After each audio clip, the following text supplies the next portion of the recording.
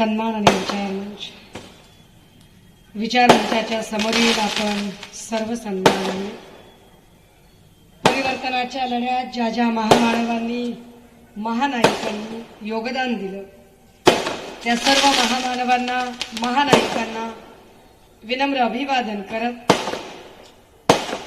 ज्यांच्यामुळे आपण मोकळा श्वास घेऊ शकतो आणि जे आपल्यासाठी आपल्या घर संसारावर तुळशीपत्र ठेवत या देशाच्या सीमा राखत आहे त्या तमाम वीर जवानांना त्यांच्या वीर पत्नींना वीर मातांना विनम्र अभिवादन करत महाराष्ट्राची सत्ता मत्ता आणि अस्मिता अबाधित ठेवण्यासाठी ज्यांनी या शिवसेनेचा वटवृक्ष वाढवला घडवला त्या वंदनीय बाळासाहेबांना अभिवादन करत या मंचावर ज्यांनी आपल्या खुमासदार कोकणी लहेजातनं तुम्हाला राणेंचा कृती कार्यक्रम सांगितला ते उपरकर साहेब, मंचावर उपस्थित सगळे आमचे सन्माननीय काँग्रेस राष्ट्रवादी काँग्रेस शरदचंद्रजी पवार साहेब, शिवसेना उद्धव बाळासाहेब ठाकरे पक्ष, सीपीआय सीपीएम,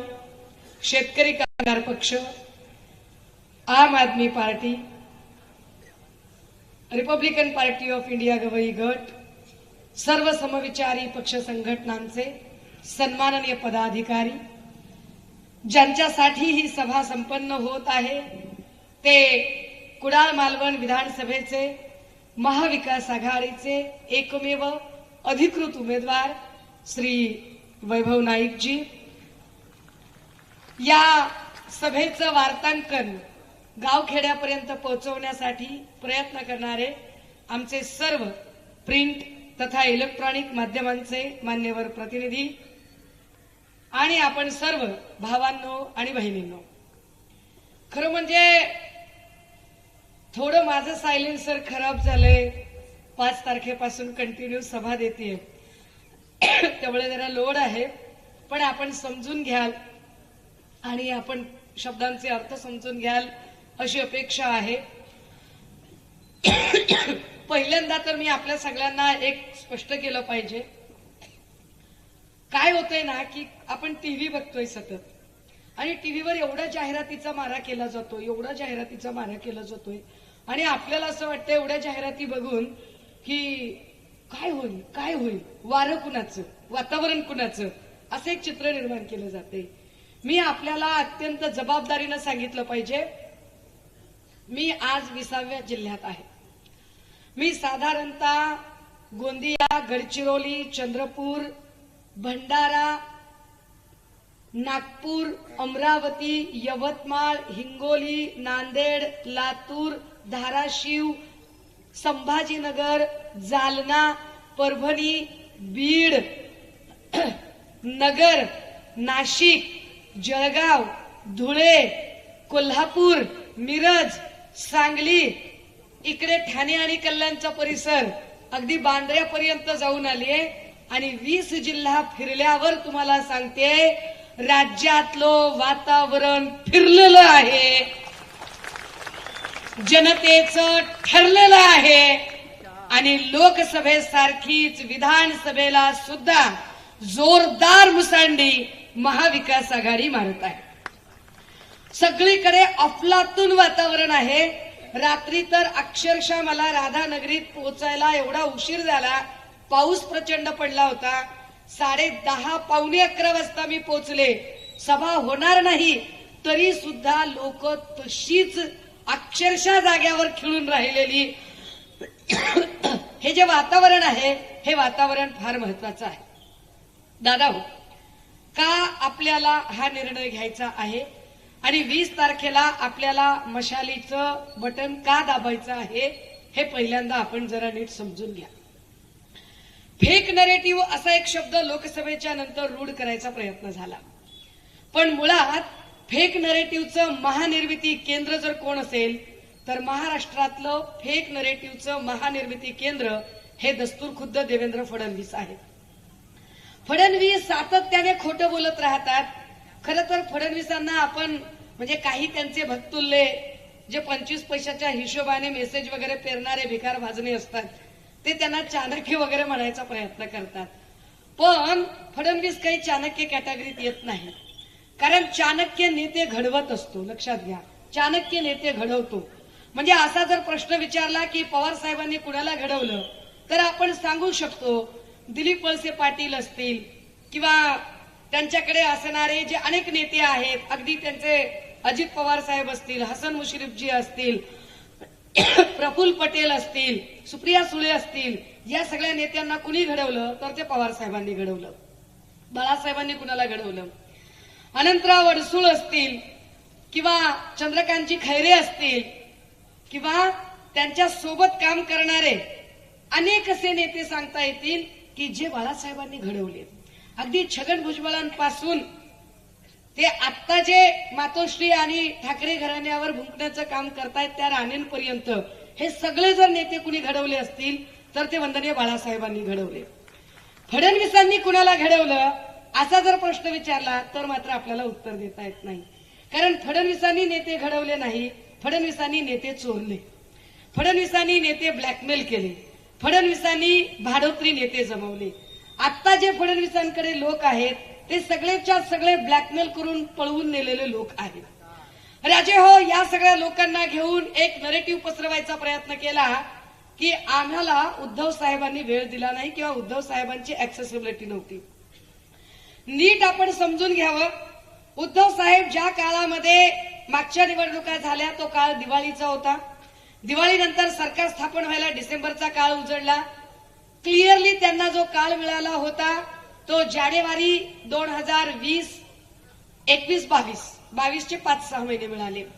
या 2 वर्षाच्या काळामध्ये म्हणजे 20 आणि 21च्या काळात फक्त कणकवली, फक्त महाराष्ट्र, फक्त भारत नाही तर संबंध देश हा कोरोनाने पछाडलेला होता, कोरोनाशी झुंज देत होता.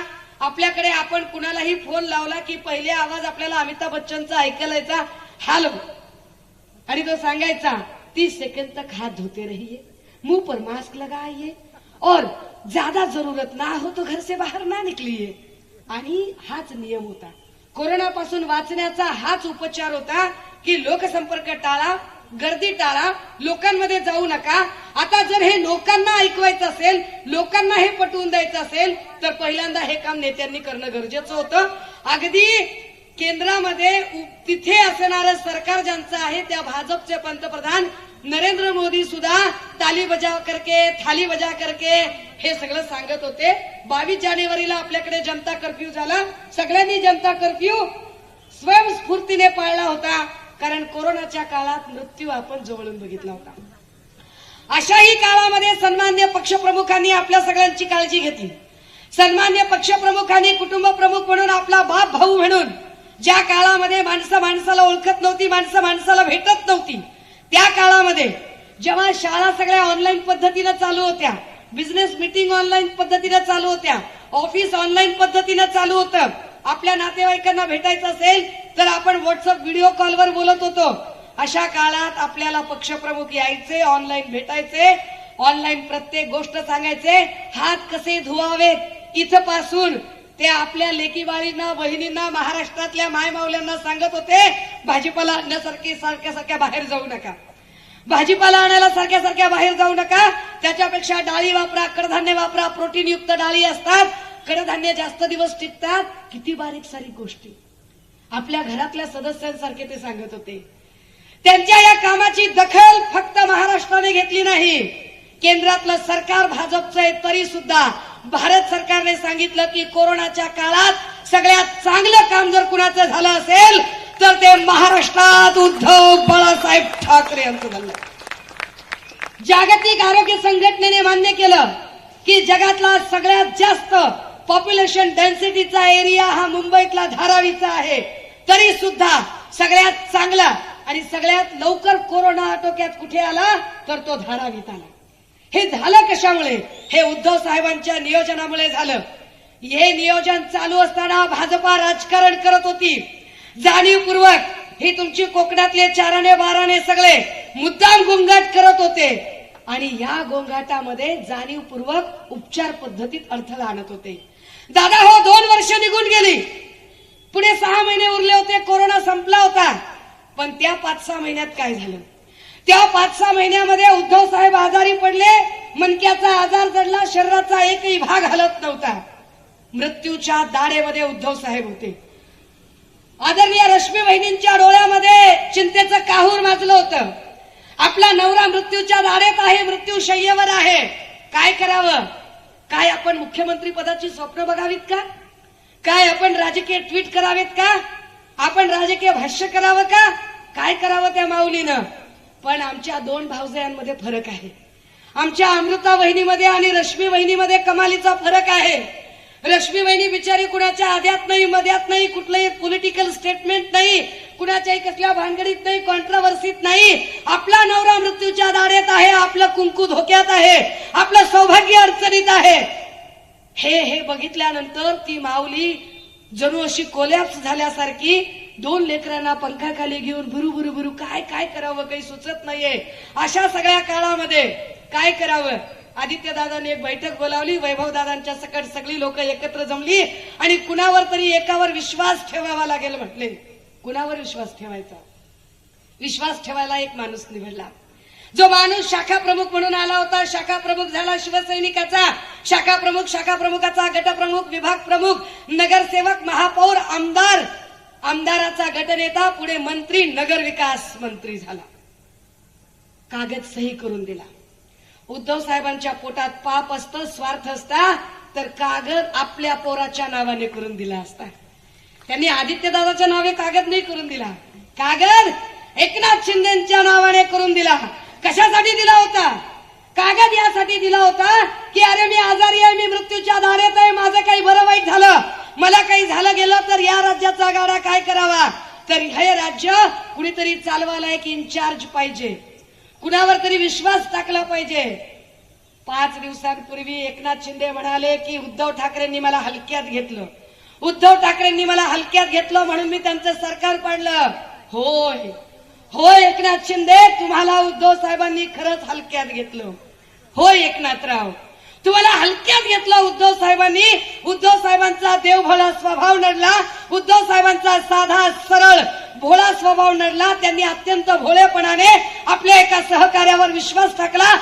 फार हलक्यात घेतलं की हा सहकारी कपट करू शकतो, कारस्थान करू शकतो, षडयंत्र करू शकतो, आपल्या पाठीत खंजीर खुपसू शकतो, आपल्याशी गद्दारी करू शकतो, आपल्याशी गद्दारी करून वह्या सुरत गुवाहाटी पळून जाऊ शकतो.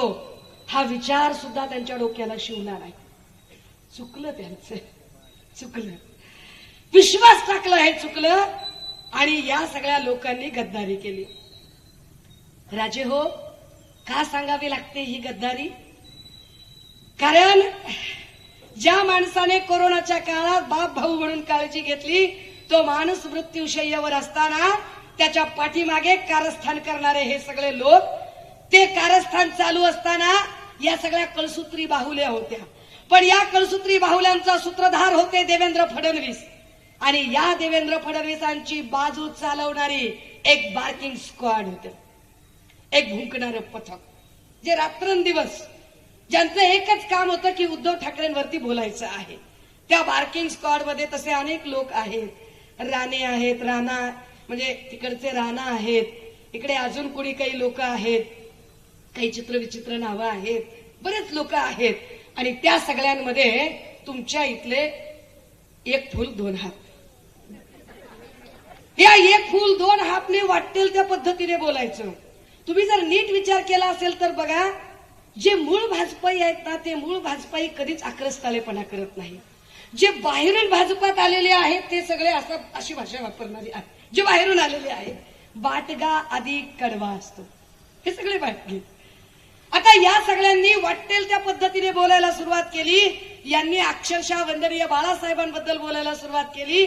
ज्या वंदनीय बाळासाहेबांनी गल्ली बोळात ज्यांना कोणी ओळखत नव्हतं, त्यांची वर्षा बंगल्यावरती आणि सह्याद्रीवर वावरण्याची हैसियत तयार केली, त्यांच्यावर बोलण्यापर्यंत या लोकांची मजल गेली.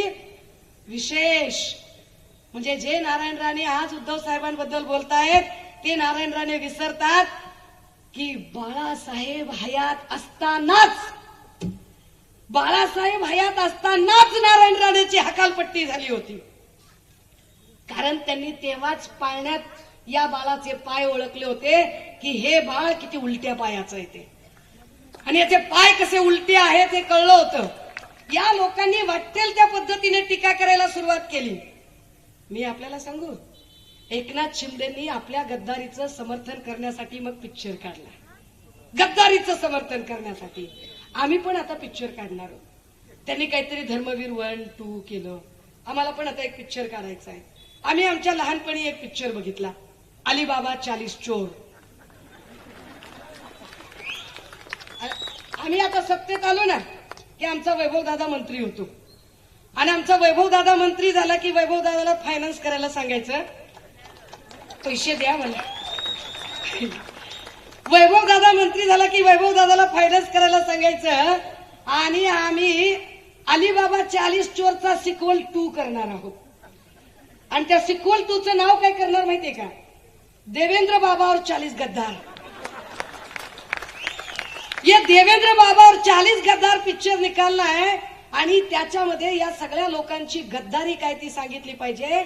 लक्षात घ्या राजे हो, एकनाथ शिंदेनी अख्खा पिक्चरवर सांगितलं की आम्ही कसे बाळासाहेबांचे पाईक आहोत, आम्ही कसे बाळासाहेबांचे भक्त आहोत, आम्ही कसे बाळासाहेबांना दैवतासारखे पूजतो आणि जो कुणी बाळासाहेबांच्या बद्दल बोलतो आम्ही त्याला सोडत नसतो. चित्र तयार केलं की नाही, की जो कुणी बाळासाहेबांना बोलतो आम्ही त्यांना सोडत नसतो, असं चित्र या लोकांनी तयार केलं. 25-30 वर्षापूर्वी मी विद्यार्थी दशेत असताना आमच्याकडे डिबेट कॉम्पिटिशन असतात ना, वादविवाद स्पर्धा, त्यातला कुठला तरी माझा चेहरा ओळखता येत नाही असा एक चंक तुमच्यातलं एक हाताने ट्विट करून, पण वंदनीय बाळासाहेबांचं नाव घेऊन राजकारण करणारे एकनाथ शिंदे, वंदनीय बाळासाहेबांचं नाव चोरून, चिन्ह चोरून, त्यांच्या मुलाच्या म्हणजे उद्धव साहेबांच्या बापाचं नाव चोरून स्वतःचं राजकारण वाढवण्याचा प्रयत्न करणारे एकनाथ शिंदे, त्या एकनाथ शिंदेंनी इथं उमेदवारी कुणाला दिली? दादा दाखवा जरा व्हिडिओ, जरा प्ले करा. सांगावी लागेल जगाला आनंद दिघेंचं खरं काय झालं, कट कसा रचला गेला आणि नंतर त्यांचं मरण हे हॉस्पिटलमध्ये कसं दाखवण्यात आलं. आणि तेव्हा 2 शिवसैनिकांना सहन झालं नाही. शिवसैनिकांना ठार मारायसाठी बाळासाहेबांनी कोणाला ऑर्डर दिल्या आणि ते ठार झाले सुद्धा. ती केस दाबली गेली. फक्त जे दिघे साहेबांबद्दल झालं ते चुकीचं वाटलं काय शिवसैनिकांना, म्हणून त्या दोघांना ठार मारलं गेलं. बाळासाहेबांच्या सांगण्यावर मी आजपर्यंत मर्यादा ठेवल्या, पण साहेबांविरोधात जर कोण अशा खालच्या दर्जाचा माणूस खालच्या पातळीची टीका करत असेल, मी सहन करणार नाही. माझ्यासाठी माझा साहेब महत्वाचा, राणेसाहेब महत्वाचे, बाळासाहेब माझ्यासाठी महत्वाचे नाही. 10 सेकंद एवढं मर्यादा आम्ही ठेवली होती. 10 सेकंद ती विनायक परत लावायचं, 20 सेकंद मागे घेऊन परत लावायचं. ऐकलं पाहिजे कणकवली आणि कुडाळच्या लोकांनी. हा लावा, परत लावा, 20 सेकंदात. शिवसैनिकांना सहन झालं नाही. शिवसैनिकांना ठार मारायसाठी बाळासाहेबांनी कोणाला ऑर्डर दिल्या आणि ते ठार झाले सुद्धा. ती केस दाबली गेली. फक्त जे दिघे साहेबांबद्दल झालं ते चुकीचं वाटलं काय शिवसैनिकांना, म्हणून त्या दोघांना ठार मारलं गेलं. बाळासाहेबांच्या सांगण्यावर मी आजपर्यंत मर्यादा ठेवल्या, पण साहेबांविरोधात जर कोण अशा खालच्या दर्जाचा माणूस खालच्या पातळीची टीका करत असेल, मी सहन करणार नाही. माझ्यासाठी माझा साहेब महत्वाचा, राणेसाहेब महत्वाचे, बाळासाहेब माझ्यासाठी महत्वाचे नाही. काय सांगतोय दिवटा? दिवटा असा म्हणतोय की माझ्यासाठी माझे साहेब म्हणजे नारायण राणे माझ्यासाठी महत्वाचे, बाळासाहेब महत्वाचे नाही. मी आपल्याला सहज आठवलं म्हणून सांगते, ह्यांच्यासाठी राणेसाहेब बी महत्वाचे नाही. ते कसं ते तुम्हाला सांगते. मध्ये ते तिकडचं ते नितेश राणे हो, तिकडे येऊन काहीतरी बोलायला लागले आणि ते बोलताना सांगायला लागला, काय करायचं ते करून घ्या रे. म्हणलं काय करायचं ते करून घ्या, अजिबात घाबरायचं नाही. आपला बाप सागर बंगल्यावर बसलाय. मला पंचायत ह्याचं बाप सागर बंगल्यावर कसं काय बसलाय? मला जेवढं माहित त्याच्यानुसार नारायण भाऊचा पत्ता कणकवलीला, सागर बंगल्यावर. म्हणलं पत्ता बदललाय का म्हणून चेक करावं म्हणलं, तर सागर बंगल्यावर देवा भाऊच. बापाचा पत्ता विसरणाऱ्या अवलादी, या अवलादींनी सांगायचं की माझ्यासाठी माझा साहेब महत्वाचा, बाळासाहेब महत्वाचे नाही, ह्याचा साहेब साहेब होण्यासाठी, कारण ह्याचा साहेब साहेब व्हायच्या आधी कोंबडी चोर होता, ह्याचा साहेब साहेब होण्यासाठी आधी बाळासाहेब घडावे लागले. वंदनीय बाळासाहेबांनी किंमत दिली, वंदनीय बाळासाहेबांनी संधी दिली, म्हणून याचा बाप साहेब झाला, नाहीतर याचा बाप साहेब झाला नसता. कृतज्ञ लोक आहेत हे. यांनी किती कृतज्ञपणा करावा, यांनी किती उपकारांची फेड अपकारांनी करावी. काय पद्धतीचं गलिच्छ राजकारण करतात. खरं तर मला या लोकांवर बोलायची इच्छा नसते हो, अजिबात बोलायची इच्छा नसते. पण प्रॉब्लेम काय आहे माहितीये का, कसे बी असले तर आपले भाचे येते, जाऊ दे वाटते. काय झालंय, आमच्या भावाला संस्कार द्यायला वेळच नाही मिळाला. सतत इकडचे तिकडचे धंदे, जसं कुकरकर साहेब म्हणले, रात्रीचा कार्यक्रम, दिवसाचा कार्यक्रम लय चिकार, त्यामुळे त्यांना संस्कार द्यायला वेळ मिळाला नाही. आत्या म्हणून माझी जबाबदारी आहे वटणीवर आणायची, म्हणून सांगावं लागते. अहो काय भाषा, बायकांना ऐकवत नाही, त्यांच्या मागे बसलेल्या बायका खाली माना घालतात. अशा माणसाला आपण निवडून द्यावं की जो माणूस आया बहिणींच्या प्रेझेन्समध्ये, आपल्या समोर जर आपल्या बायका कुणी असतील, बहिणी असतील, घरातल्या स्त्रिया असतील, तर पुरुष अजिबात त्यावर चर्चा करत नाही, एका शिस्तीत वागायचा प्रयत्न करतात. समोर पब्लिक प्लेसमध्ये, सभेमध्ये महिला बसल्या आणि त्यांच्या समोर जी भाषा निलेशराने वापरतो, ती भाषा लोकप्रतिनिधीची भाषा नाही, ती भाषा गावगुंडाची म्हणण्यापेक्षा एका अत्यंत छपरी माणसाच्या भाषेसारखी, ती छपरी भाषा जर हा माणूस वापरत असेल, दादा भाषा ऐकवा. तू आमच्या शेतीवर पाय दिलाय भास्कर जाधव बडव्या, लक्षात ठेव, या जन्मात तुला विसरणार नाही म्हणजे नाही. तुझ्या नावाला घोडा लावा ना एक दिवस, नावाचा राणी नाही टाकणार. तुझी जी चिपळूची भाईगिरी होती ना भडव्या, याच निलेश राणेंनी संपवली होती, विसरू नकोस. तुझ्या आईचा घोडा लावू तुला.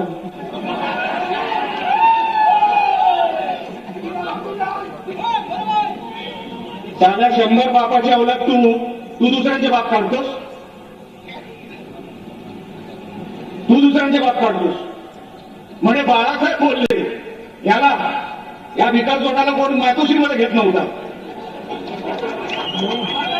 हा कुत्र्यासारखा बाहेर, सारा विकास गट तुला घेतलं कधी मातोश्रीमध्ये? काय संबंध, तू बाहेर सारा बिस्किट चोर. आता मला परिवहन बोला, हा भंगार चोरायला लागायचा.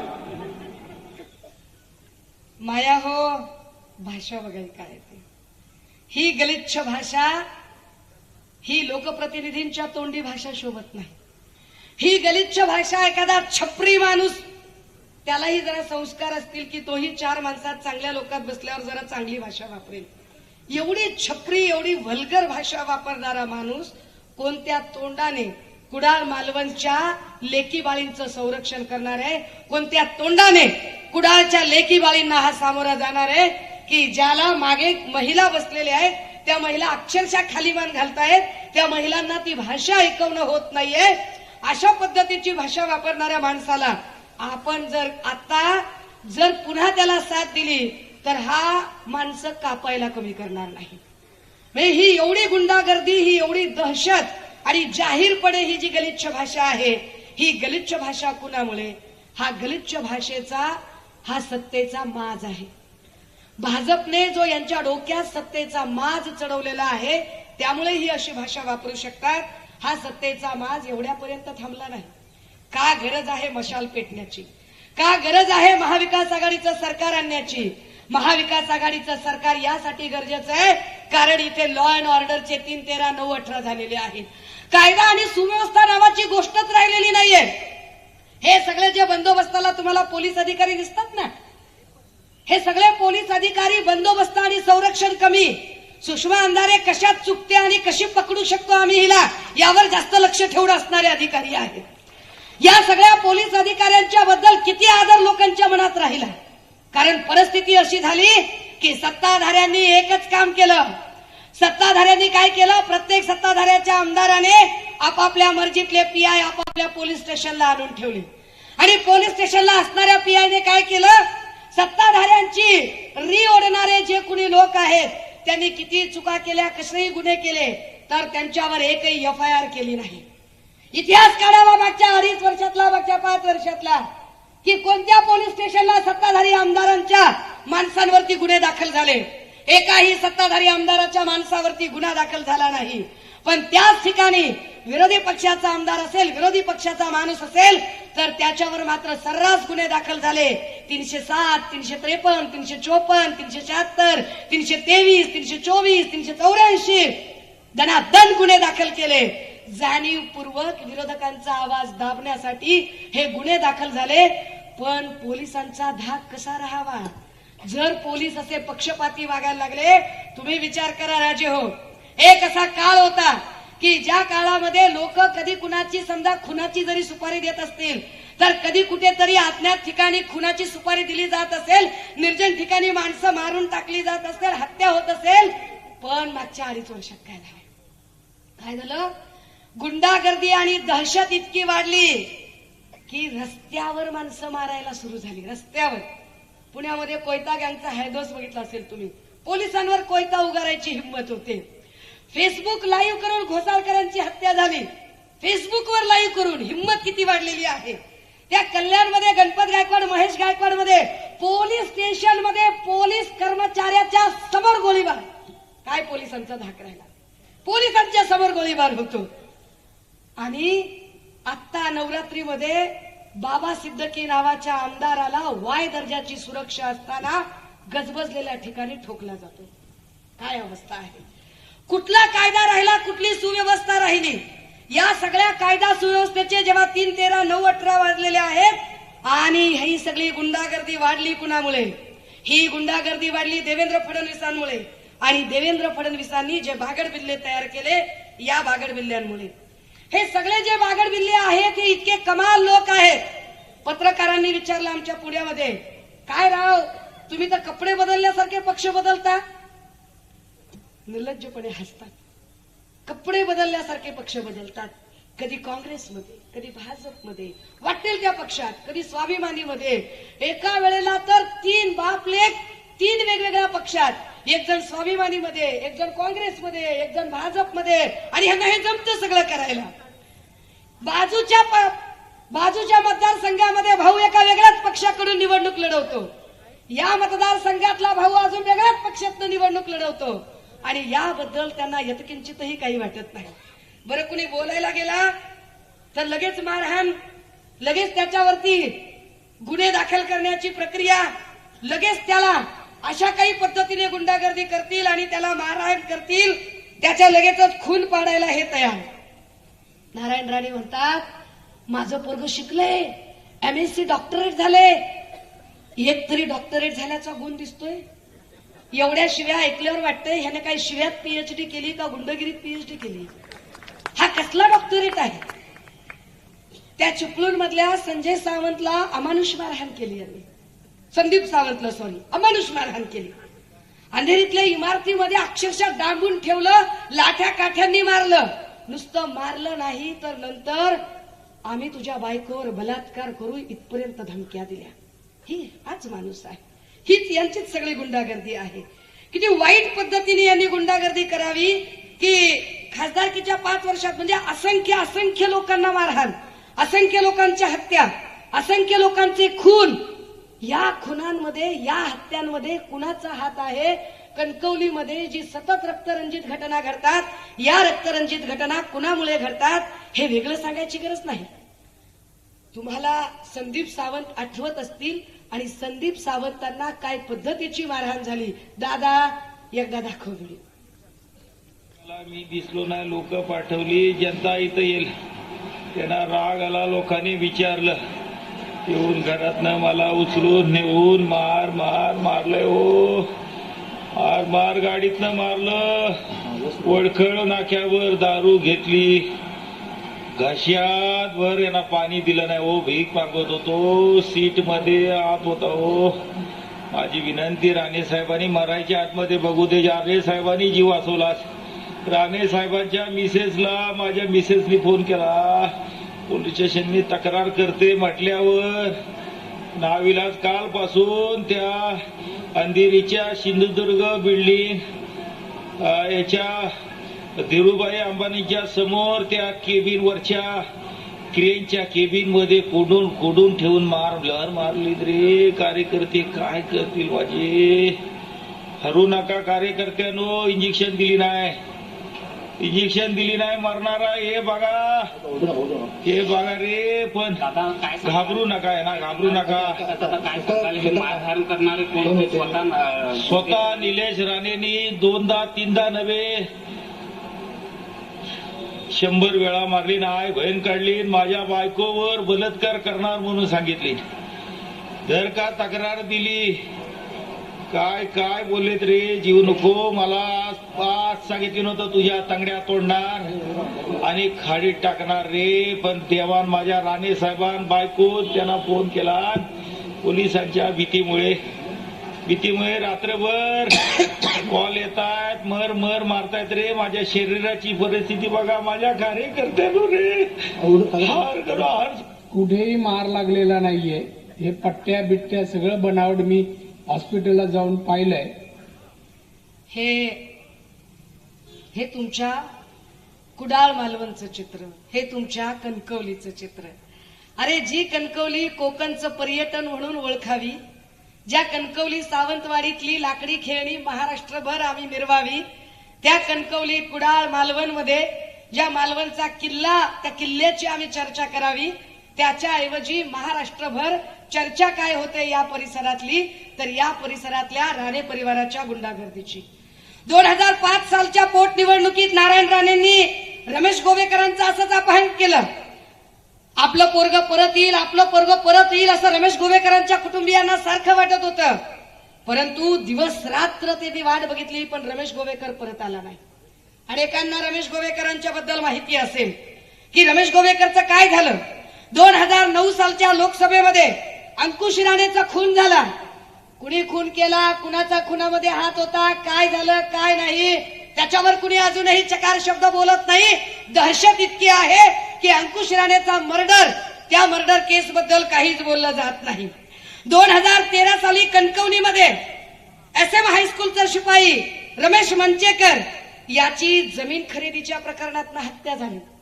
कशी काय रमेश मंचेकरची हत्या झाली, कुणी हत्या केली, चकार शब्द कुणी बोलायला तयार नाही, कारण राणे कुटुंबाची दहशत तेवढी आहे. एवढ्यावर प्रकरण थांबत नाही. वेंगुर्ल्यात एक बाबू इनामदार नावाचा एक साधा माणूस, बाबू इनामदारने वर्तमानपत्रात एक निषेध लेख लिहिला, फक्त निषेध लेख, की अशा प्रकारे हत्या झालेली आहे, राणे कुटुंबावरती आरोप जात आहे. त्याने निषेध केला. निषेध केल्यावर काय केलं बाबू इनामदारचं, बाबू इनामदारची विवस्त्र नग्न धिंड बाजारातून काढायचा प्रयत्न झाला. त्याची धिंड काढली. कुडाळमध्ये होंडा शोरूम मधल्या नव्या कोऱ्या मोटरसायकली जाळून राणेंच्या बजाज रूमच्या समोर नवीन उद्योग करू पाहणाऱ्या उद्योजकाला अक्षरशः या लोकांनी बर्बाद केलं. म्हणजे दुसऱ्याने उद्योग सुद्धा करायचा नाही, राजकारण करायचं नाही, उद्योग करायचा नाही, यांच्या विरोधात बोलायचं नाही, यांना चकार प्रश्न विचारायचे नाही. प्रश्न विचारले की हे खून करणार, प्रश्न विचारले की हे मारामारी करणार, प्रश्न विचारले की हे नग्नधिंड काढणार, प्रश्न विचारले की हे त्याला उद्योगधंदे त्याच्या बर्बाद करणार, त्याला आयुष्यात उठवणार. तीच परिस्थिती दुसऱ्याची. राजकीय कारकिर्दीची क्षुल्लक सुरुवात होती. हा नितेश राणे याची कारकीर्द जी काही सुरुवात झाली, चिंटू शेखर नावाचा, तुम्हाला आठवत असेल, हा चिंटू शेखवर गोळ्या घातल्या, भाई डॉन बन गया. भाई एकदम भाई बोले तो भाई बन गया. अभी 1.5 फुट का भाई, अभी क्या बात करे इसका.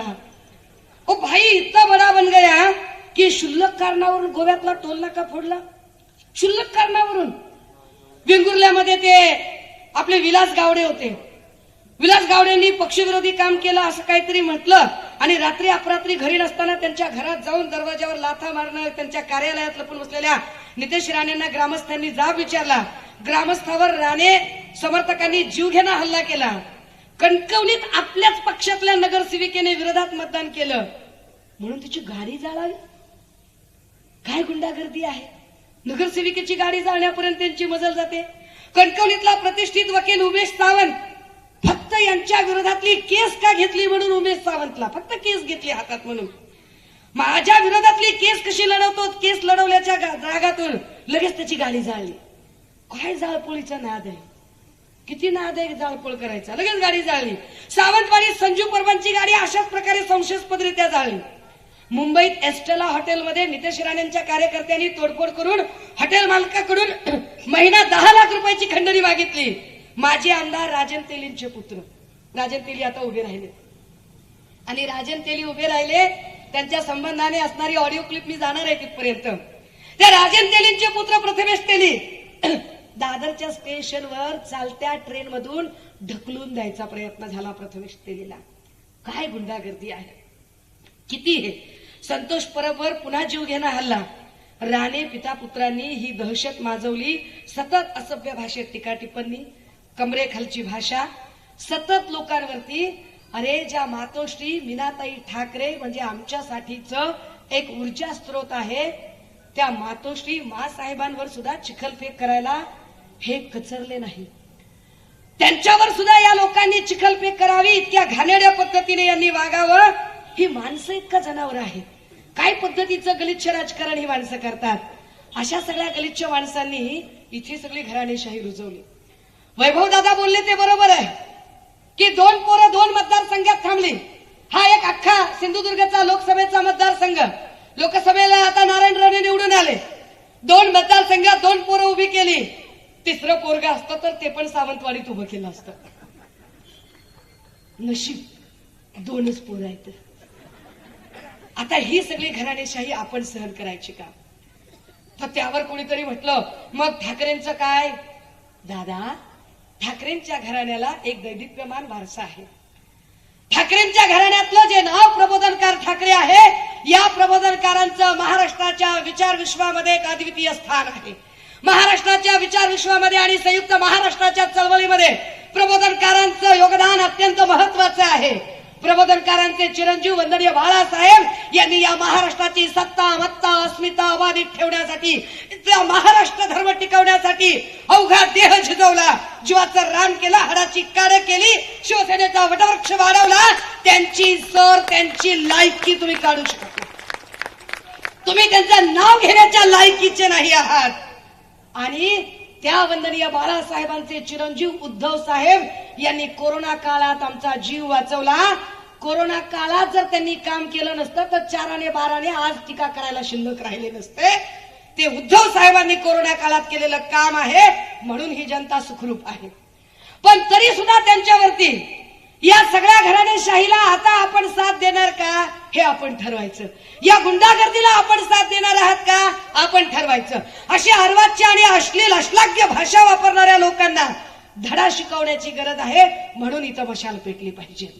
ही मशाल फक्त एक आमदार निवडून आणायचा आहे म्हणून नाही, तर ही मशाल इथली गुंडागर्दी गाडायची आहे, इथली दडपशाही गाडायची आहे, इथला दहशतवाद गाडायचा आहे म्हणून गरजेची आहे. किती गुंडागर्दी करावी? का महाविकास आघाडीचं सरकार गरजेचं आहे? का या सिंधुदुर्गाला नव्या नेतृत्वाची गरज आहे? वैभव नाईक जर आज इथे निवडून आले तर उद्याच्या महाविकास आघाडीच्या सरकारमध्ये ते राज्याचं नेतृत्व करू शकतात. राज्याचं नेतृत्व करण्याची संधी या माणसाला मिळू शकते. आणि का ते गरजेचं आहे? ज्या लोकांनी आता महापुरुषांचा अवमान चालवलेला आहे, काय पद्धतीनं महापुरुषांचा अवमान करत आहे. महापुरुषांची खोटी शपथ एकनाथ शिंदेंनी घेतली आणि खोटी शपथ घेऊनही मराठ्यांना न्याय दिला नाही. तिकडे मोदींनी इंदू मिलच्या स्मारकावरती वीट एक कुदळ मारली. 10 वर्ष झाले त्याच्यात एक वीट साधी रचली नाही. अरबी समुद्रामध्ये छत्रपती शिवरायांचं स्मारक उभं करतो म्हणाले. स्मारक वगैरे काहीच उभं राहिलं नाही. आणि मालवण मधला छत्रपती शिवरायांचा पुतळा पडल्यावर अत्यंत कुत्सितपणे, बेदरकारपणे, अजिबात परवा नसल्यासारखे दीपक केसरकर म्हणतात, अहो ठीक आहे ना, पुतळा पडण्याची घटना होऊ शकते, अशी छोटी घटना घडली तर त्यात काय एवढं? छत्रपती शिवराय म्हणजे आमचा ध्यास आहे. छत्रपती शिवराय म्हणजे आमचा श्वास आहे. छत्रपती शिवराय महाराष्ट्राचं आराध्य दैवत आहे. छत्रपती शिवराय म्हणजे आमच्या धमन्यातून वाहणारा जिवंत इतिहास आहे. त्या छत्रपती शिवरायांचं स्मारक पडणं, त्या छत्रपती शिवरायांचा पुतळा पडणं हे या लोकांना आम बात वाटते. तो शिवरायांचा पुतळा पडल्यावर सगळ्यात आधी निषेध नोंदवण्यासाठी छत्रपती शिवरायांचा मरहट्टाच्या पठारावरचा मावळा म्हणून ताकदीने पहिल्यांदा तिथे धावून जाणारा निष्ठावंत शिलेदार कोण होता, तर ते आमचे वैभव नाईक होते. तिथे जेव्हा वैभव नाईकांनी प्रश्न उभे केले की अरे हा पुतळा पडलाच कसा काय, तर काय सांगतात शिंदे म्हणतात ताशी 45 किलोमीटरनं वारं वाहत होतं म्हणून पुतळा पडला. काय समुद्र किनाऱ्यावर पहिल्यांदा ताशी 45 किलोमीटरनं वारं वाहत होतं? जर समुद्र किनाऱ्यावर ताशी 45 किलोमीटरनं वारं वाहत होतं तर त्या किनाऱ्यावरच्या नारळाच्या झाडांचं काय झालं? मग झाडं पडली का? अहो नारळाची झाडं सोडा, झाडावरचं नारळ सुद्धा साधं पडलं नाही. काय नाटक आहे? कुणाला वेड्यात काढता? छत्रपती शिवरायांचा अवमान करता? शिवरायांची प्रतिकृती बनवताना जे अवशेष खाली पडले ते अवशेष बघितले तर छत्रपती शिवरायांच्या चेहऱ्यावर मस्तकावर खून दाखवता? आतापर्यंतच्या कुठल्याही पुतळ्यावर महाराजांच्या मस्तकावर घाव असलेली खून दिसली नाही. ती महाराजांच्या मस्तकावरची घाव असलेली खून ही का दाखवली? ही कुठली मानसिकता आहे? ही कोणती मानसिकता आहे? आणि त्या छत्रपती शिवरायांच्या पुतळ्याबद्दल आम्हाला अस्मिता आहे. तो आमच्या अस्मितेचा विषय आहे. आमची अस्मिता आहे म्हणून आम्ही जेव्हा तिथपर्यंत पोहोचतो तेव्हा गुंडागर्दी करतात राणेंची पोरं. त्या एबीपी माझावाल्याचा भूम ओढून घेतात. पत्रकार प्रश्न विचारतो, तुला तर बघतो रे, ए बोलू नको रे, ए गप बस रे. अरे काय, कोण आहात तुम्ही? समजता कोण स्वतःला? ए दादा दाखव रे गुंडागर्दी. अटक करायला सांगितले का? मी आलो रत्नागिरीतून. नाही मला फरक पडत नाही, कुठूनही येऊ द्या तुम्ही. फक्त कसं आहे, आता मला कोर्टाचा कोण अपमान करतो तेवढं मला सांगा फक्त. 1-2 मिनिटांनी कोर्ट 2 मिनिटांना मी 10 मिनिटापासून उभं आहे. निलेश ते वकिलांना बोलून दे ना. नाही माझ्या समोर तुम्ही गेलात आणि आलात पण मला का थांबव? काय झालं?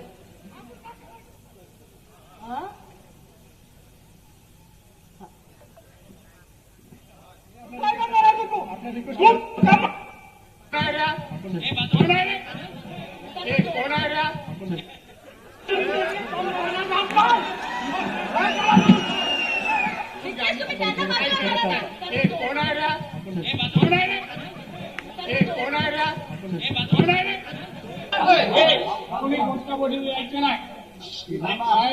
पोलिसांना जेवढं त्यांना सहकार्य करा, यापुढे आमच्या या जिल्ह्यात पोलिसांनी असहकार्य असेल आणि त्यांना जेवढे रात्रभर मारून टाकेल. अटक करायला सांगितले का? मी आलो रत्नागिरीतून. नाही मला काय सांगतोय? आम्ही छत्रपती शिवरायांचा पुतळा पडलाय म्हणून लोकांच्या भावना संतप्त आहेत. पोलीस समजावून सांगतायत. मी म्हटलं ना की पोलिसांचा धाकच ठेवला नाही लोकांनी. त्याला जबाबदार देवेंद्रजी आहेत. पोलीस बिचारे ऑर्डर फॉलो करणारे. पण देवेंद्र फडणवीस खरं तर ज्या खात्याचा जो मंत्री असतो त्याने आपल्या कर्मचाऱ्यांचा पालक म्हणून काम करायचं असतं. पण फडणवीसांनी गृह खातं सांभाळताना अजिबात आपल्या कर्मचाऱ्यांचा विचार केला नाही. उलट सगळ्या राजकीय नेत्यांची भलावण करण्याचा प्रश्न सगळा सांभाळला, ज्याचा परिणाम पोलिसांबद्दल धाक उरला नाही. आणि ज्याचा परिणाम म्हणून अशा पद्धतीने ही आरेरावी वाढत गेली. आणि काय सांगतायत नारायण राणे? एकेकाला घरात घुसून मारेन. काय कमाल आहे. आणि रुबाब तिथे गुंडागर्दी. अहो तुम्ही उभे राहिला तर त्या उद्धव साहेबांच्या कमरेला लागता. हो काय बोलताय? काय तुम्ही काय बोलावं ते? यांनी घरात घुसून मारायच्या बाता कराव्या? अहो यांना 50 वेळा आम्ही 50 वेळा सांगतोय. आणि हो खबरे जर असतील ना इथे नितेश राणेचे, निलेश राणेचे, नारायण राणेचे, कुठेही असतील खबरे, खबऱ्यांना नीट आपलं सांगणं आहे, सुषमा अंधारे तुमच्या इलाक्यात घुसून तुम्हाला ललकारते. तुमच्या इलाक्यात घुसून. आणि मी जे वारंवार म्हणते ना, इलाका तुम्हारा और धमाका हमारा, मला विश्वास आहे तुम्ही सगळ्यांनी जर साथ दिली तर या निवडणुकीच्या नंतर इलाका भी हमारा होगा और धमाका भी हमारा होगा. आणि मग इथली गुंडागर्दी कशी संपवायची आणि इथली दहशत कशी संपवायची ते आम्ही सांगतो. रुबाब कसला करताय? कुणाच्या जीवावर रुबाब करताय? या सगळ्या चाराने बारानेंनी सगळ्या या गँगने समजून घ्यावं, देवेंद्र फडणवीसांनी यांच्यासारखी अनेक माणसं आतापर्यंत वापरली आणि टिश्यू पेपर सारखी फेकूनही दिलेली आहे. नारायण राणे काही पहिले नाहीयेत. त्यांनी जरा देवेंद्रजींचा इतिहास तपासून घ्यावा की देवेंद्रजी माणसांना वापरतात आणि फेकून देतात. त्यांनी सदाभाऊ खोतला वापरलं, त्यांनी गोपीचंद पडळकरला वापरलं, त्यांनी अनेक त्यांनी राजू शेट्टी कितीतरी नावं सांगता येतील. ज्या ज्या माणसांना त्यांनी जवळ केलं, गरजेपुरतं वापरलं आणि नंतर फेकून दिलं. आणि याही लोकांना ते फेकूनच देणार आहेत, कारण सर्वेचे रिपोर्ट असं सांगतात या लोकांच्या प्रचार सभा लावू नका, कारण ही नॉईझी गँग आहे. यांच्यामुळे भाजपची सुद्धा मतं कमी होतात. भाजपवाले सुद्धा म्हणतात की या तिघांना सोडून दुसऱ्यांना पाठवा. इतकी या तिघांचं नाव खराब झालेलं आहे. ह्या लोकांनी या लोकांच्या पासून जर आता या कणकवलीकरांना आणि कुडाळ मालवणकरांना जर मोकळा श्वास घ्यायचा असेल तर राजे हो, इथं काहीतरी आता नवं घडलं पाहिजे. या सगळ्यांमध्ये मी जेव्हा म्हटलं ना की सगळ्या कलसूत्री बाहुल्या, तुम्हाला वाटेल की मी देवेंद्रजींवर का बोलते, तर मी माझं कारण सांगितलं पाहिजे. आपल्याला प्याद्यांवर बोलायला आवडत नाही, वजीर हाणला पाहिजे पहिल्यांदा. कलसूत्री बाहुल्यांवर बोलून उपयोग नाही. या कलसूत्री बाहुल्यांचा सूत्रधार जो आहे ना, ज्याने महाराष्ट्राच्या राजकारणामध्ये अस्थिरता आणली, ज्याने महाराष्ट्राचं राजकारण अक्षरशः रसातळाला नेलं, महाराष्ट्राचं राजकारण नासवून टाकलं. कालची कर्जत जामखेडची क्लिप तुमच्यापर्यंत पोहोचली असेल की काय पद्धतीने पाशा पटेल अत्यंत गलिच्छ भाषेमध्ये महिलांच्या समोर बोलत आहे. हे सगळं राजकारण इतकं घाणेरडं नव्हतं. हे घाणेरडं राजकारण जर कुणी केलं तर ते देवेंद्र फडणवीसांनी केलं. तरी त्यातली त्यात दिलाशाची बाब आहे की निवडणुकीच्या आधीच पोलीस महासंचालक असणाऱ्या रश्मी शुक्लांना पदमुक्त केलं गेलं. रश्मी शुक्ला असत्या तर आम्हाला या निवडणुका सुद्धा निष्पक्षपणे होतील यावर आमचा भरोसा राहिला नसता. तुम्हाला जे वाटतंय ना की मी का बोलते फडणवीसांवर, तर फडणवीस किती पाताळ यंत्री विचार करू शकतात. दादा लावकली काल सर मी जर नाही राहिलो ना, म्हणजे आपल्यातला विषय सर, तर दीपकच्या ऐवजी ना राजन तेली उभाटा येऊ शकते सर सावंतवाडी. ही ऍक्च्युअल फॅक्ट आहे सर.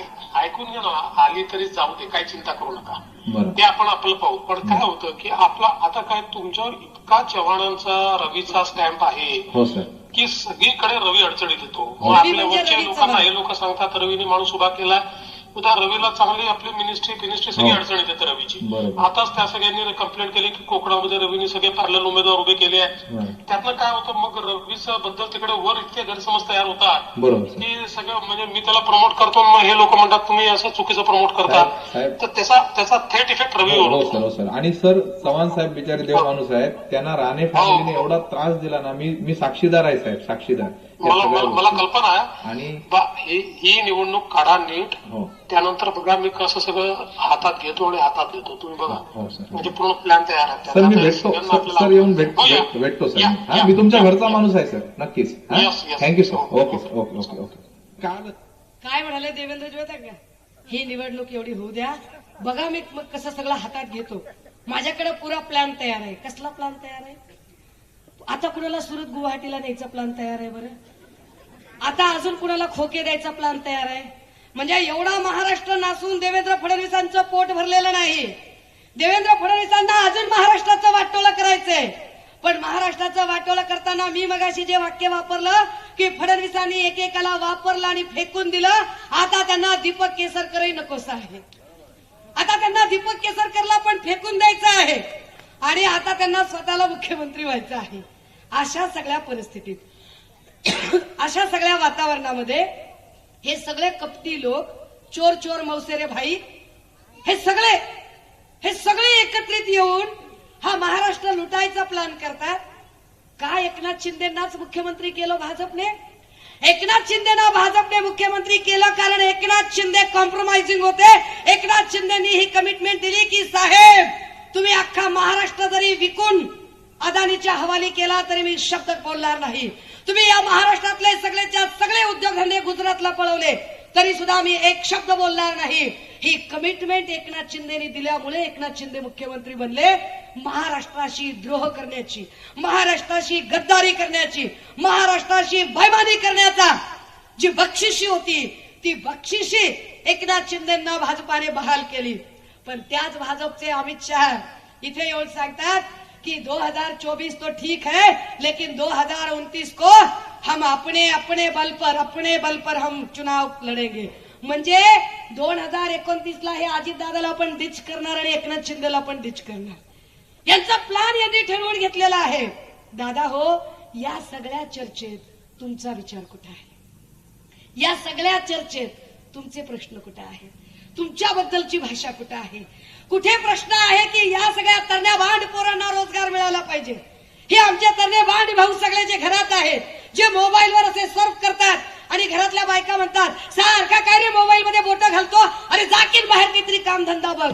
कुठून कामधंदा बघायचा या लेकरांनी? काय कामधंदा शिल्लक राहिलाय? गेल्या 2.5 वर्षामध्ये 70 प्रकारच्या परीक्षा झाल्या. 70 प्रकारच्या परीक्षांमध्ये 65 प्रकारच्या परीक्षांचे पेपर फुटले. हे पेपर फुटले कसे काय? एक परीक्षा देताना एक परीक्षा द्यायची असेल तर 1000 रुपयाचं चलन भरावं लागतं. कम्प्युटरवर 200 रुपये खर्च करावे लागतात. परीक्षा कुडाळमध्ये होत नाही, ओरसला होत नाही, मालवणला होत नाही. परीक्षा सिंधुदुर्गात होते. जाण्या येण्याला लेकराला 1000 रुपये मोजावे लागतात. एक परीक्षा द्यायची म्हणजे 2200 रुपये खर्च होतो. 5000 पोलीस भरतीचे अर्ज निघाले होते. 13 लाख पोरांनी अर्ज भरले होते. परीक्षा भरती, पोलीस भरतीमध्ये ग्राउंड असतं. ग्राउंड घेतलं कधी यांनी? पावसाळ्यात घेतलं. पावसाळ्यात त्यांच्या बानं ग्राउंड घेतलं होतं का? हा सगळं ग्राउंड भरलेलं. पावसाने सगळे खड्डे झालेले. कितीतरी आमची लेकरं नोकरीसाठी प्रयत्न करणारी 10-15 लेकरं कायमची जायबंदी झाली, अपंग झाली. कुणामुळे? यांच्या ढिसाळ नियोजनामुळे. स्टेट बँक ऑफ इंडिया सांगते की आमच्याकडचा सगळ्यात जास्त पैसा कशाचा आहे? आमच्याकडचा पैसा होम लोनचा नाही, व्हेकल लोनचा नाही, सेव्हिंगचा नाही, विम्याचा नाही, इन्शुरन्सचा नाही. कशाचा? ते सांगतात पोरांनी जे परीक्षेचं चलन भरलं त्या चलनाचा पैसा आहे. चलन गेलं कुठे? लेकरांनी आमच्या आरोग्य भरतीचे फॉर्म भरले, तलाठी भरतीचे फॉर्म भरले, कृषी सहायकाचे फॉर्म भरले, जिल्हा परिषद आणि नगर परिषदेच्या सिनियर क्लर्क, ज्युनियर क्लर्कचे फॉर्म भरले. पण या सगळ्या फॉर्मच्या परीक्षा दिल्या, अभ्यास केला, डोळे फोडले. 1000 रुपये देणं शक्य नव्हतं. आई बापांनी अंगावरचं किडूक मिडूक मोडलं, किरडू शिरडू विकलं, लेकराला भरती करून दिली, लेकराचे पुस्तकं दिले, मेस दिली, रूमचं भाडं दिलं. लेकराने डोळे फोडून अभ्यास केला. लेकरू परीक्षेला गेला, अभ्यास दिला, पेपर दिला. घरी आल्यावर माय बापाला वाटलं आता लेकराला नोकरी लागेल.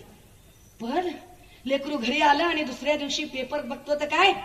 पेपर फुटला. 65 प्रकारचे पेपर फुटले.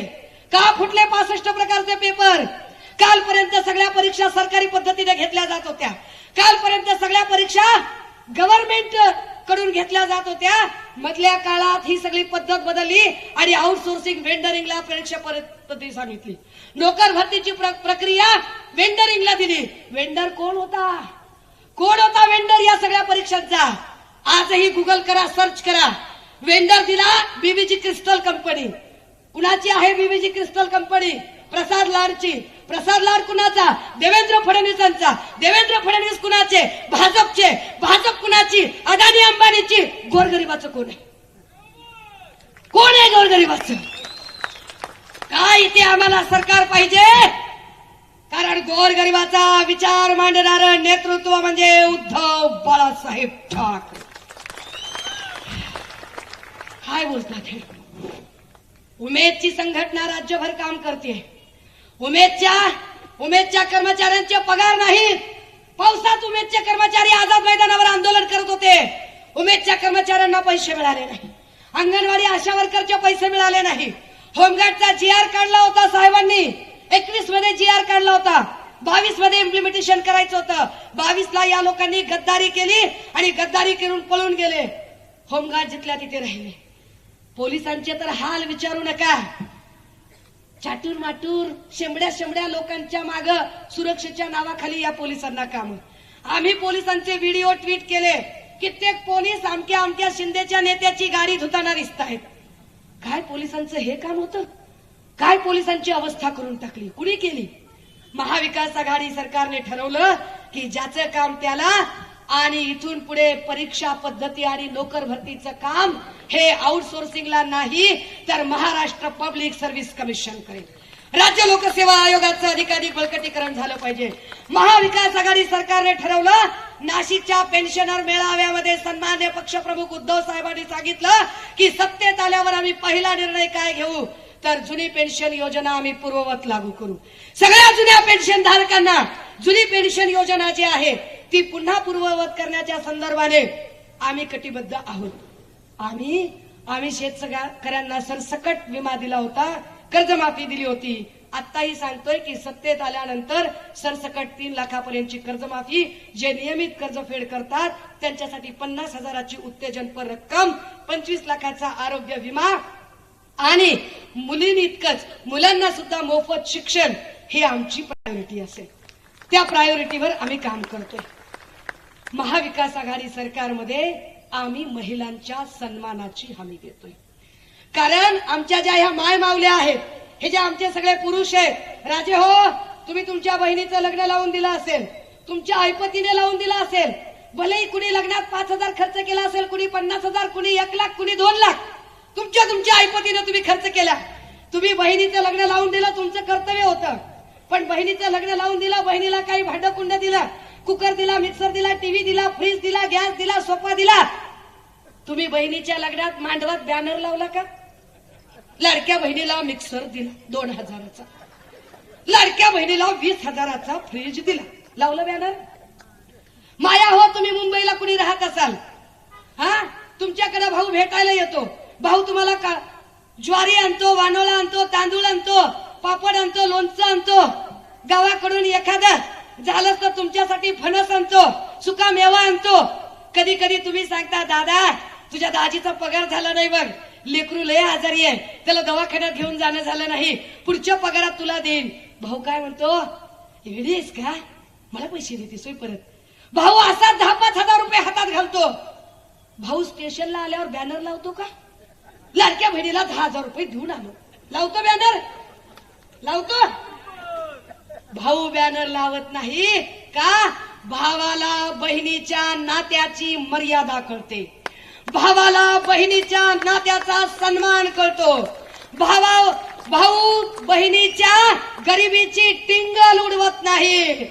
एकनाथ शिंदे आणि देवेंद्र फडणवीस 1500 टिकल्या देऊन एवढे बॅनर लावतात म्हणजे त्यांना बहिणीचं नातं कळत नाही. त्यांना फक्त आपल्या मतावर त्यांचा डोळा आहे, बाकी काही नाही. हे फक्त माया हो, तुम्ही तुमच्या भावाला राखी कधीपासून बांधता? कधीपासून? जन्मापासून बांधता. अय दादा हो, तुमची बहीण तुम्हाला कधीपासून राखी बांधते? जन्मापासून. एकनाथ शिंदेचं वय किती? 65 पर्यंत आला असेल ना, है ना? देवेंद्र पण 60 पर्यंत गेले असतील, पण अमृता वहिनी जरा काजू बदाम खाऊ घालते म्हणून वय दिसत नाही, तो भाग वेगळा, थोडे गुटगुटीत दिसतात. दादा हो, अहो हे शाखा प्रमुख होते तेव्हा बहीण आठवली नाही, विभाग प्रमुख झाल्यावर बहीण आठवली नाही, नगरसेवक झाले बहीण आठवली नाही, महापौर झाले बहीण आठवली नाही, आमदार झालं बहीण आठवली नाही, नगर विकास मंत्री झाले बहीण आठवली नाही, अगदी आता 2022ला मुख्यमंत्री झाल्यावर बी बहीण आठवली नाही. 2022 जानेवारी, फेब्रुवारी, मार्च, एप्रिल, मे, जून, जुलै, ऑगस्ट, सप्टेंबर, ऑक्टोबर, नोव्हेंबर, डिसेंबर गेला, बहीण आठवलीच नाही. 2023 उजळलं, जानेवारी, फेब्रुवारी, मार्च, एप्रिल, मे, जून, जुलै, ऑगस्ट, सप्टेंबर, ऑक्टोबर, नोव्हेंबर, डिसेंबर गेला, बहीण आठवलीच नाही. 2024 उजळलं, जानेवारी, फेब्रुवारी, मार्च, एप्रिल गेलं, बहीण आठवलीच नाही. मेला लोकसभेमध्ये बहिणीनं असा बी हिंगा दाखवला, लोकसभेत हिंगा दाखवल्यावर बहीण आठवली, तोपर्यंत बहीण आठवली नाही. अशी मतलबासाठी बहीण सख्या भावाला आठवत नसते. हे मतलबी लोक आहेत आणि अशा मतलबी लोकांकडून आपण अपेक्षा करू नये. माया हो, 70 वर्षाची आजी पण सुरक्षित नाही आणि 3 वर्षाचं बाळ पण सुरक्षित नाही. आपण आपल्या घरातल्या छोट्या छोट्या लेकरांच्या समोर बलात्कार हा शब्द सुद्धा उच्चारत नाही. 3 वर्षाच्या लेकरावर बलात्कार होतो इथं, 3 वर्षाच्या. आणि एकनाथ शिंदेचा कार्यकर्ता असणाऱ्या वामन म्हात्रेवर गुन्हा दाखल व्हावा म्हणून सुषमा अंधारे 7 तास उन्हामध्ये बसते, सगळे टीव्ही चॅनलवाले दाखवतात. 7 तास उन्हात बसल्यावर सुद्धा एकही पोलीस त्याची एफआयआर घेत नाही. 7 तासानंतर एफआयआर जेव्हा होते तेव्हा त्याचा जामीन फक्त 2.5 तासात होतो. पण अजूनही आपटे मोकळाच आहे.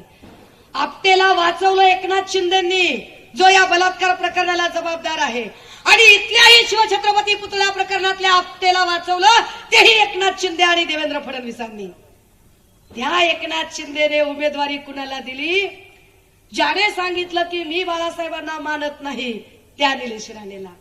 जो कालपर्यंत म्हणत होता की मी बियाला सुद्धा ह्यांचं चिन्ह ठेवणार नाही, त्या निलेश राणेला, जो निलेश राणे ज्याला आरे रावी आणि तोंड उघडलं की गटारच, दुसरं काहीच नाही, त्या निलेश राणेला. बरं, त्या निलेश राणेची पत किती आहे बघा. बाहेरच्यांचं सोडा, घरातली पत म्हणजे ते गाणं आहे की नाही, अप्पांचा विषय लय हार्ड आहे, तसं राणेंचा विषय लय हार्ड आहे. राणेंकडे खोक्याचं कार्ड आहे. राणेंना घरात नाही मान आहे आणि राणेंना बाहेर पण नाही त्याचा लाड आहे. दादा, राणेंची आई काय म्हणती लावा. आणि आता मित्र हो, वेळ झालेली आहे ती रॅपिड फायर राऊंडची. राजकारणात जास्त आश्वासक कोण वाटतं, निलेश राणे की नितेश राणे? नितेश राणे. आता दोन्ही मुलगे एक मिनिट, निवडणुकीच्या एक रिंगणात मिनिट. अरे दादा, तू माझ्या हाताकडे बघ ना राजा, असं काय करतो? काय विचारला होता प्रश्न? राजकारणात आश्वासक कोण, निलेश की नितेश? उत्तर काय आलं? नितेश. निलेश ते बरं का. आता आईला विचारतायत. दादा प्ले कर. मोठा असेल त्याबद्दल काय? विजयाचं मी आई म्हणून मी नाही सांगणार, दोघांचाही मोठा असावा असं मला वाटतं. कारण आई म्हणून असं मी म्हटलं ना, ह्याचा आहे कदाचित नितेशचा जास्त. मॅडम, आता दोघेही मुलगे तुमचे विधानसभेत आहेत. उद्या दोन्ही निवडून आल्याच्या नंतर मंत्रीपद ज्यावेळी असेल, महायुतीचं सरकार आल्याच्या नंतर मंत्रीपदासाठी कोणासाठी? ज्याच्या नशिबात राजयोग असेल ना त्याला मिळेल. तुम्हाला वाटतं आता कोणाला मिळालं? नाही, मी एकटी अशी नाही सांगणार, एकल नाही. त्याला नितेशला का सांगते, कारण त्यांनी 10 वर्ष गेलेली आहेत. त्यांनी 10वी 3री टर्म आहे त्याची, त्यामुळे त्याला त्याचा हक्क बनतो पहिला बनायचा. आणि बघितलं, निलेश राणेच्या बापाला वाटतंय की निलेश नालायक आहे आणि नितेश लायक आहे. निलेश राणेच्या आईला वाटतंय निलेश नालायक आहे, नितेश लायक. मी माझी भाषा वापरत नाही, मी याच्यातली उत्तरं सांगते. आता ह्यांच्या आई बापालाच गॅरंटी नाही की निलेश राणे नेतृत्व करू शकतो, तर या मतदारसंघातल्या लोकांनी कशी गॅरंटी घ्यायची हो? आपण कशी पायी गॅरंटी घ्यायची? ह्यांच्या आईबापाला गॅरंटी नाही, आपण कशी पायी करायचं? राजे हो, माझ्याकडे बोलण्यासारखे असंख्य मुद्दे आहेत, परंतु मी इतकी जीव तोडून का सांगते, या महाराष्ट्रातली जी असंख्य जाती धर्माची माणसं होती, त्या माणसांना माणसात न ठेवण्याचं पाप या राणे कुटुंबांनी केलं. जात आणि धर्माचं विष घालवण्याचं पाप राणे कुटुंबांनी केलं. तुम्ही मला एक क्लिप दाखवा राणे कुटुंबाची की ते महाराष्ट्रात अमुक एका ठिकाणी गेले आणि भाषणात म्हणाले की विकास कसा करायचा असतो बघा, आमच्या कणकवलीमध्ये बघा, आमच्या कुडाळमध्ये आम्ही अमुक एक प्रोजेक्ट आणला. नॉट अ सिंगल बाईट, एक सिंगल बाईट राणेंचा आपण दाखवू शकत नाही की जे विकासावर बोलले. राणे विकासावर अजिबात बोलत नाही. राणे विकासाबद्दल चकार शब्द काढत नाही. या कोकणात एवढा पाऊस पडतो, हा पाऊस पडतो आणि पाणी वाहून जातं, पण हाच पडलेला पाऊस जर अडवला, याचं काही धरणात रूपांतर केलं तर इथे एखादा वीज निर्मितीचा प्रकल्प होऊ शकतो. तो वीज निर्मितीचा प्रकल्प झाला तर इथल्या लोकांना रोजगार मिळू शकतो. इथलं पर्यटन विकसित होणं गरजेचं आहे, पण इथलं पर्यटन विकसित होत नाही. झालं तरी सगळ्या हॉटेल आणि सगळ्या जागा पुन्हा राणेंच्याच होतात. आपल्या हातात काय राहतं? राजे हो, इथं अजिबात विकासावर ते बोलत नाहीत, इथं कशावरही बोलत नाहीत. आता राणे असं म्हणतायत की मला विकासासाठी माझ्या पोराला निवडून द्या. किती वेळा निवडून दिलं? नगरपालिका दिली, जिल्हा परिषद दिली, आमदार केलं, खासदार केलं, विरोधी पक्षनेता केलं, विधान परिषद विधानसभा दिली, त्याच्यानंतर मुख्यमंत्री सुद्धा केलं, केंद्रीय मंत्री झाला वाघ. एवढं सगळं होताना काय आपण हात धरून बसलो होतो? त्याचा का विकास केला नाही? आता जर मुख्यमंत्री झाल्यावरही त्यांनी विकास केला नाही, तर आता काय राणेंना आपण डोनाल्ड तात्याला बाजूला काढून अमेरिकेचा राष्ट्राध्यक्ष करावं काय? म्हणजे विकास करतील इकडचा? दादा हो, फार जीव तोडून सांगते, फार छोटस बाळ घरात ठेवून आलीये आणि ताकदीनं हा विषय राज्यभर मांडतीये. कारण मला खात्री आहे माझं बाळ घरी एकटं असलं तरी हे राज्यभरातले शिवसैनिक तिची मामा म्हणून काळजी घेणारे आहेत. आणि या राज्यभरातल्या शिवसैनिकांची काळजी शिवसेना घेणार आहे. ती शिवसेना ज्या चोरांनी चोरून नेण्याचा प्रयत्न केला, ती अस्तित्वाची लढाई आपल्याला लढायची आहे. आणि म्हणून येणाऱ्या 20 तारखेला 2 नंबरचे धंदे करणाऱ्या, 2 नंबरच व्यक्तिमत्व असणाऱ्या माणसांना आसमान दाखवायचं असेल तर ईव्हीएमचं 2 नंबरचं बटन दाबावं लागेल आणि कुठलीही पेटी उघडली की मशाल आणि मशालच पेटली पाहिजे सगळीकडं. काय चिन्ह आहे आपलं? काय चिन्ह आहे रे? काय चिन्ह आहे? चिन्ह काय आहे? मशाल आणि मशाल पेटली पाहिजे. मी पुन्हा सांगते, मी जी काही भूमिका मांडली कुणाच्याही भावना मला दुखवायच्या नव्हत्या, पण माझ्या बोलण्याने कुणाचा राग आला असेल, उपमर्द झाला असेल, वाईट वाटलं असेल, त्याला माझा नाईलाज आहे. मी असंच बोलते, मी असंच बोलू शकते.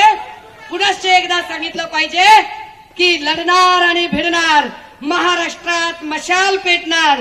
येणाऱ्या 20 तारखेला आमदार वैभव नाईक यांच्या नावापुढे असणाऱ्या मशाल या चिन्हावर शिक्कामोर्तब करून आपण त्यांना ताकदीनं निवडून देऊया.